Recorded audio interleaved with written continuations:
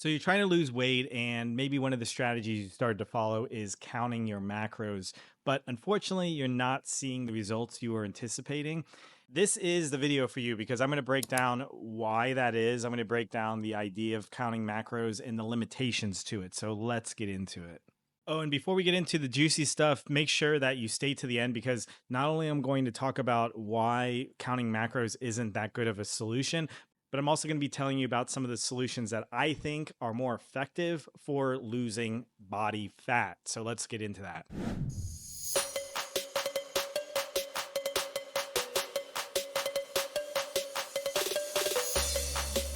How's it going? My name's Andy J, and I'm here to help aging millennial men feel our best. So, welcome to the Brotherhood. Today, as I said at the beginning, we're going to be looking at macros, counting your macros, and the pros and cons, and why I personally think it is not a very effective strategy for losing weight long term.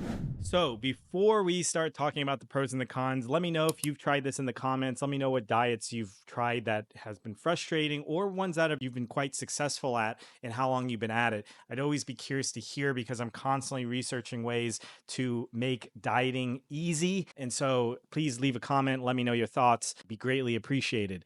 Also, don't forget to like and subscribe if you haven't already, and hit that bell icon because then you'll be notified for more videos on good workouts to save you time, on ways to optimize your hormones so you can feel better than you did in your 20s. Just so many different topics I'm trying to come out with to share my own strategies and what I've been researching because I am actually about to turn 40 and I've done a lot of really great things to feel really young and actually feel better, have more muscle than I have before working out my entire life. So just basically working smarter, not harder. And I want to share these with you. So don't forget to hit that bell icon so you're notified so we can build community. So getting into the content, like I said, first I want to talk about sort of the main selling points to counting your macros and why you have maybe tried it. And then I want to talk about my own perspective on this and some healthy alternatives that I think are way easier and way more effective. So one of the first selling points is precision and control. Being able to look at how much fat, protein, carbohydrates you're eating throughout the day can be very empowering and help you understand what you're taking in. A lot of people tend to favor that. There's also the selling point of customization. So, depending on your specific goals, if you're wanting to be building muscle or losing fat, they tend to say that there are certain ratios that are more favorable for that. And so, some people find that to be interesting or effective. There's also flexibility and a sort of a balancing of nutrition. So, it tends to feel not as limiting as some other diets where you're cutting out entire macronutrients, like ketogenic, for example, is like you're almost taking all the carbohydrates out of your diet. So with a macro approach, you're incorporating carbs, fats, proteins, and so it feels like you can still eat the foods you love, which I think a lot of people like and find to be better because then it doesn't feel so much like a diet.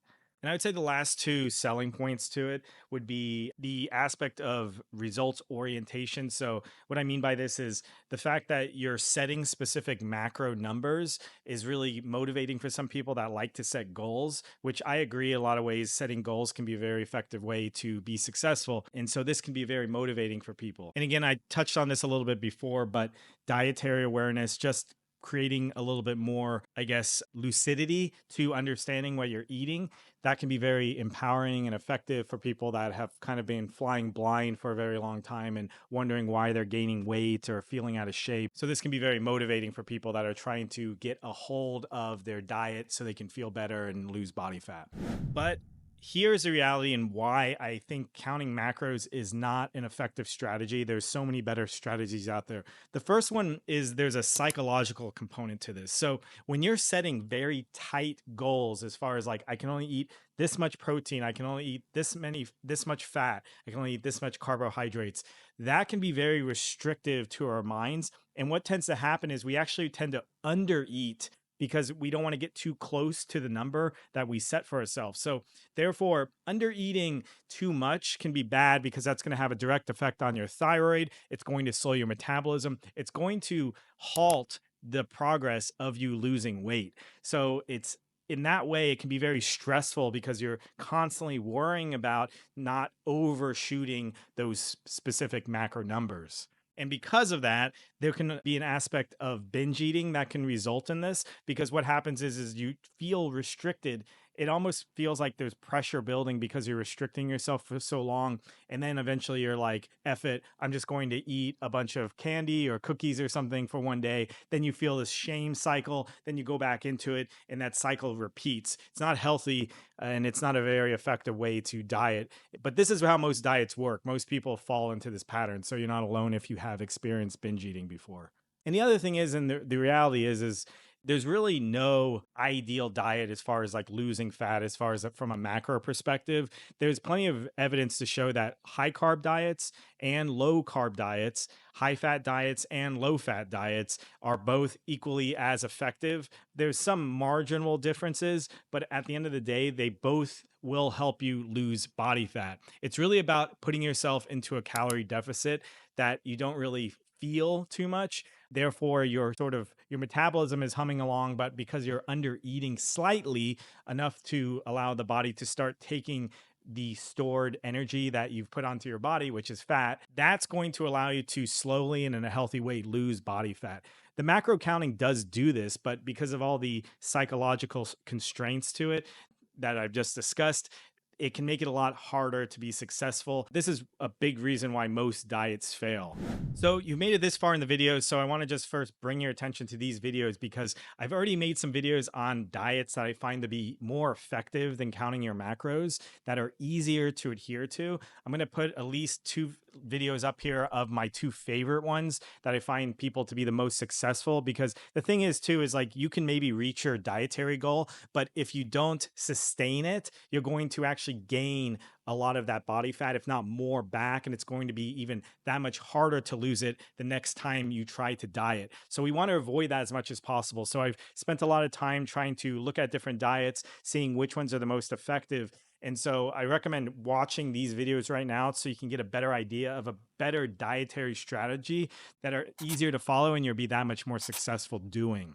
So I hope you found this useful. I hope you found this interesting. Let me know your thoughts and comments below. Don't forget to like and subscribe if you haven't already. I always appreciate the support and also us building this community. It's really awesome. And the last thing is, if you haven't already, don't forget to hit the bell icon to be notified of more videos, because I want to be focusing on ways of hormone optimization, ways you can feel younger, feel better than you did, maybe feeling like you're in your 20s, even though we're going into our 40s or beyond.